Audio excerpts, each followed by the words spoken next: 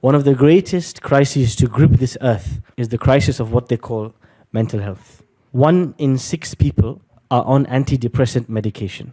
1 in 6 people. 1 in 6 young girls between the ages of 11 to 16 are practicing some form of self-harm. 1 in 3 elderly people above the age of 60, at least in this country, are facing a level of loneliness that makes them feel sick. We've all heard the terms depression, anxiety, suicidal thoughts.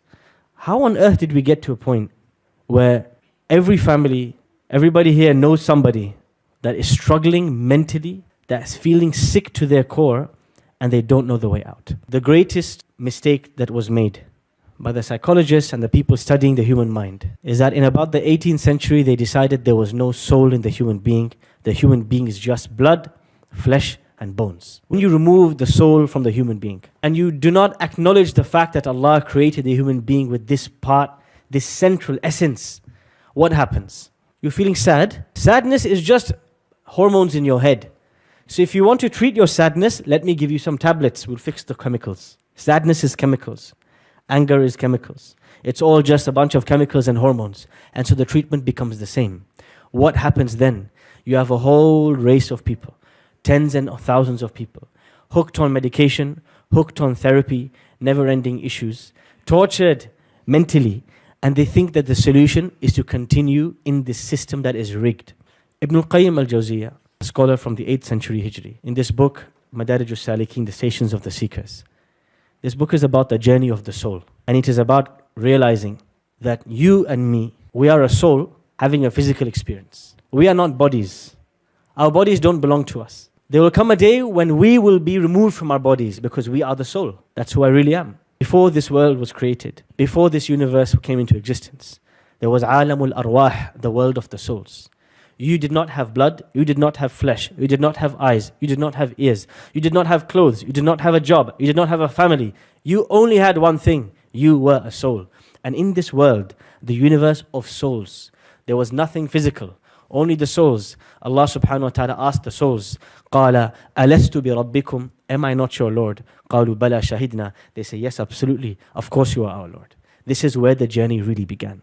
Our journey began when we were really born. Not born into this world, we were born as souls in the universe of souls, the realm of souls, before the heavens and the earth and all of this creation came into existence. That's where the journey began. And the journey will end when your soul will be taken out of your body and resurrected in front of Allah. The journey is the journey of a soul. The body is just one pit stop. 60 years on the journey, you have a body. After that, it's gone. The real journey is the journey of the soul. This book, Madarij al-Salikeen, Bayna Manazili Iyaka Na'budu wa Iyaka Nasta'in, its central thesis, its introduction is the idea that Surah Al-Fatiha, Surah Al-Fatiha, the surah we recite every day, has the cure for all our problems. That is the argument that Ibn al-Qayyim makes. He says, you've got physical problems, you've got mental issues, you've got family issues, it doesn't matter. Surah Al-Fatiha contains the cure. Believe it or not. If only you understood it well, and if only you were able to implement it in depth. How on earth is 7 verses going to fix the problems of humanity?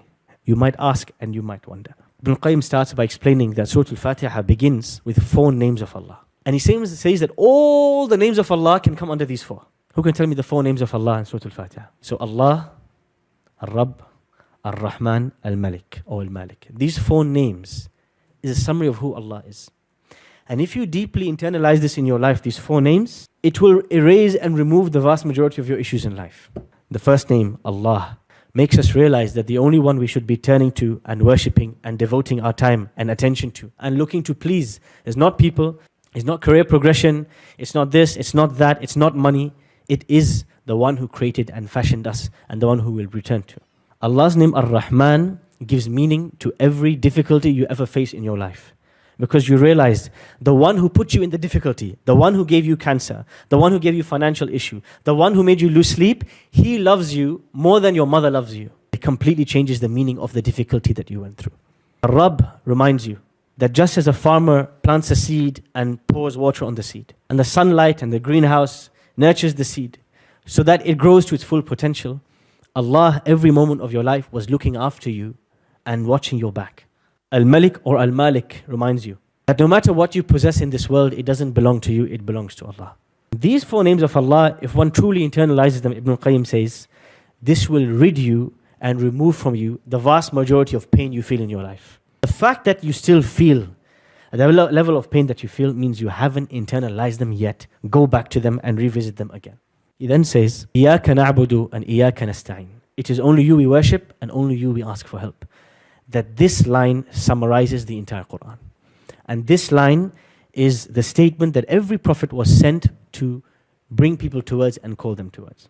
He says that إِيَّاكَ نَعْبُدُ and إِيَّاكَ نَسْتَعِينُ removes all spiritual illnesses from your heart. Whether it's arrogance, whether it's envy, whether it's anger, whether it's ego. He said everything can be removed by internalizing إِيَّاكَ نَعْبُدُ وَإِيَّاكَ نَسْتَعِينُ. How is that possible?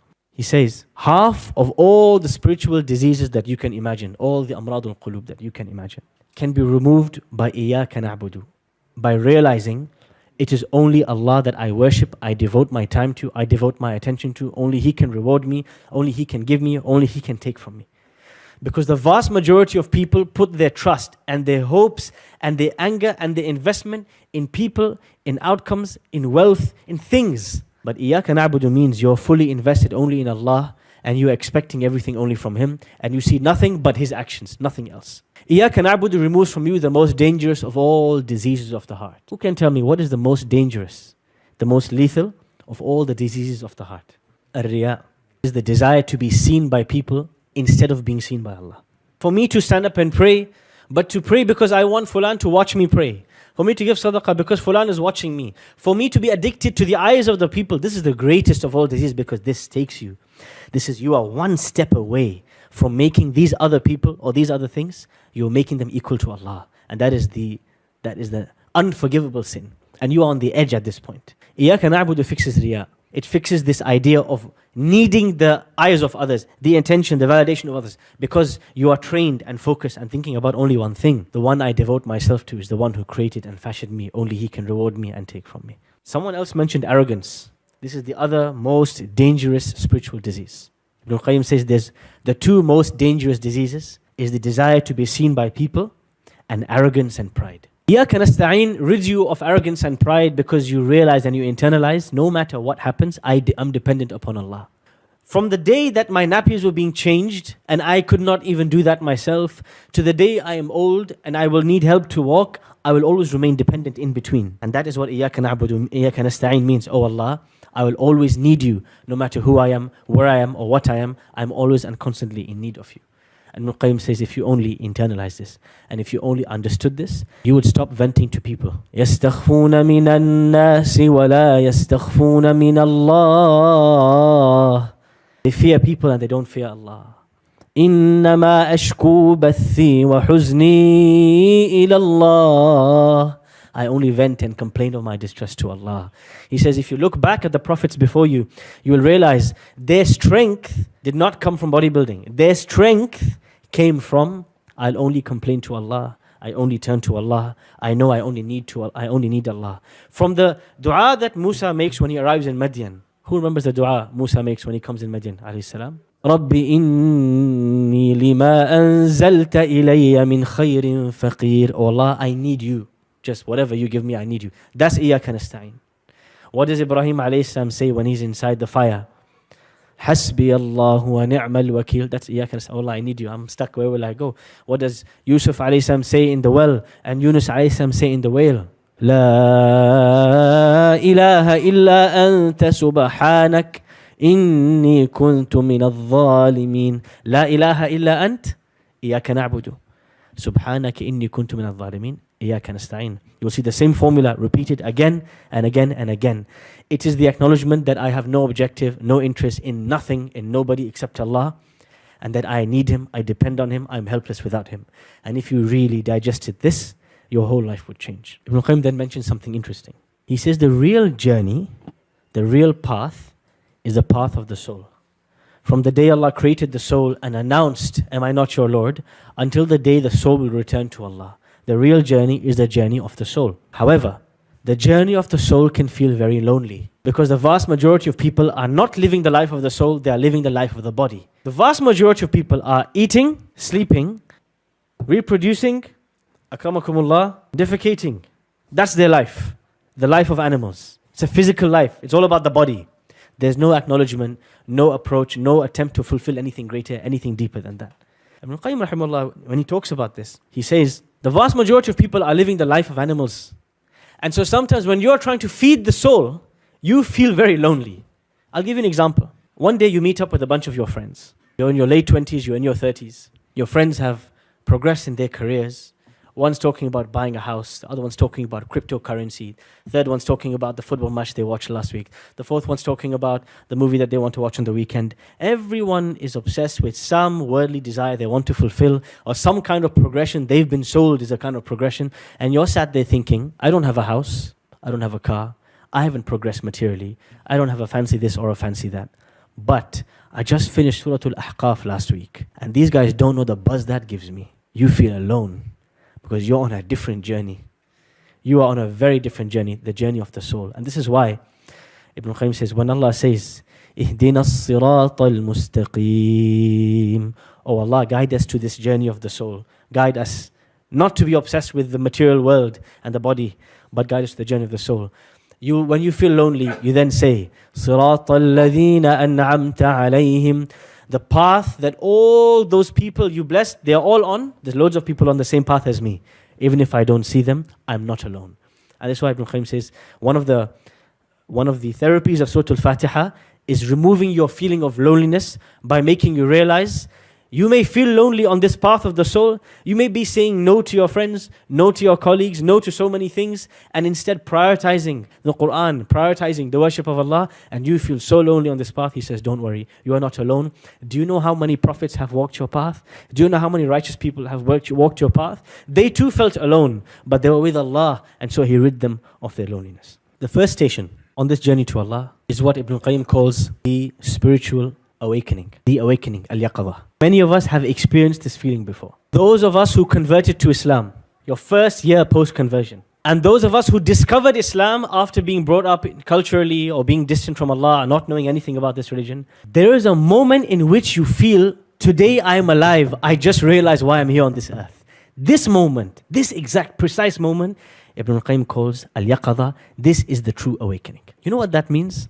The day you realize why you're here and where you're going, today your life began. Today is the day your life began, not before. Ibn Qayyim says that the vast majority of people on this planet are fast asleep. تَحْسَبُهُمْ أَيْقَاظًا وَهُمْ رُقُودٌ. You think they're awake, but they're fast asleep. The idea is this: the vast majority of people that we live and work and have befriended in our lives, the vast majority of them are living their lives like zombies. The moment they wake up, they check their smartphone, and before they sleep, they're doom scrolling. But despite all that information and all those videos and all those maybe even reminders that they're watching and Qur'an they're listening to, they feel empty inside. It's people who use distraction as a coping tool. Whenever they feel something, anything, fear, sad, love, loneliness, whatever they feel, they use distraction of some kind. Many of us can relate to some of these feelings. Some of us realize that we are one of those dead people inside. We are spiritually dead. And now the question is, how do you wake up if you are spiritually asleep? Many people, they have this question when my iman is low, I feel like my iman is lacking, something is off. How do I refresh my iman? You can answer both questions by understanding this point. How do you, somebody who is heedless of Allah, distant from Allah, constantly distracted, overstimulated, empty inside, the salah has nothing, how do you awaken this person? To wake up the heart of a human being, you have to have two things. You have to have two realizations. If you don't have these two realizations, you will forever remain in the darkness of distraction and emptiness and sadness, melancholy, and you will be on drugs and you will be in prison and you will be tortured in this life until two things make you realize you have to wake up. The first is realizing the blessings of Allah subhanahu wa ta'ala. Allah deserves my praise. He deserves my attention. He deserves my worship. What He has given me, I can never count. I put my hand on my chest and I feel my heart beating and the blood pumping through my veins. I could not count the number of blood cells He created in me. How can I ignore Him? كيف تكفرون بالله وكنتم أمواتا فأحياكم. How could you turn away from Allah and you are dead and He raised you to life? قل أفي الله شك فاطر السماوات والأرض فالق الحب والنوى Allah, how He describes Himself, His blessings, His in'am, His beauty, the beauty of what He gave us. If we don't realize how indebted we are to Allah, you will forever remain sleeping in the depths of distraction and emptiness. That's why Al-Fatiha begins with Alhamd. Now, if you have realized the blessings of Allah, that's just the first step. There's a second step, is you have to realize how many shortcomings you have and how far you are from fulfilling and being thankful and being grateful to Allah. And so the second part of waking up, once we have realized how much Allah has done for us, is feeling al-haya'u min Allah, feeling ashamed, feeling the shortcoming. And if you want to understand what does it mean to feel ashamed in front of Allah, you have to see and reflect on this moment. One day the Prophet ﷺ is standing and praying, and he's crying in his salah, and the water is dripping from his beard like someone poured a bucket over his head. And after he finishes his salah, he's asked by his wife Aisha radiallahu anha, why is it that you are praying till your feet swell and till your beard is dripping? وَقَدْ غُفِرَ لَكَ مَا تَقَدَّمَ مِن ذَنْبِكَ وَمَا تَأَخَّرَ. And Allah has forgiven your past and your future sins. And he says, أَفَلَا أَكُونَ عَبْدًا شَكُورًا. How can I not be a grateful slave? That much to pray till my feet are swollen, and to pray till my tears have wet my beard, because I just want to say thank you to Allah. And I know even after I say thank you, I have still fallen short in front of Him. To feel shame from Allah is the same feeling that Nuh alayhi salam felt when his son drowned and he stood there asking Allah, قَالَ رَبِّ إِنَّ بَنِي مِنْ أَهْلِي وَإِنَّ وَعْدَكَ الْحَقِّ.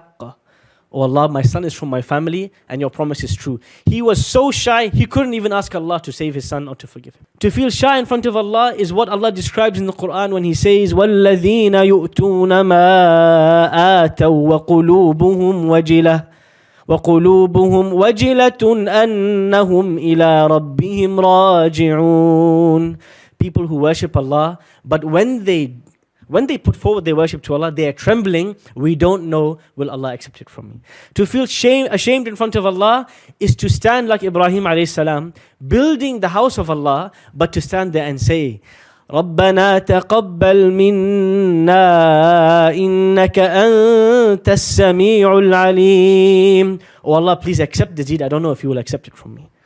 To be ashamed in front of Allah is the feeling that Umar ibn Khattab feels when he runs to Hudayfa ibn al-Yaman, who just got informed by the Prophet the secret list of munafiqun, of hypocrites. And Umar says, don't tell me who's on the list, but please tell me, am I on the list? Because I don't think I have done enough. When you experience this feeling, you will have truly woken up on this day.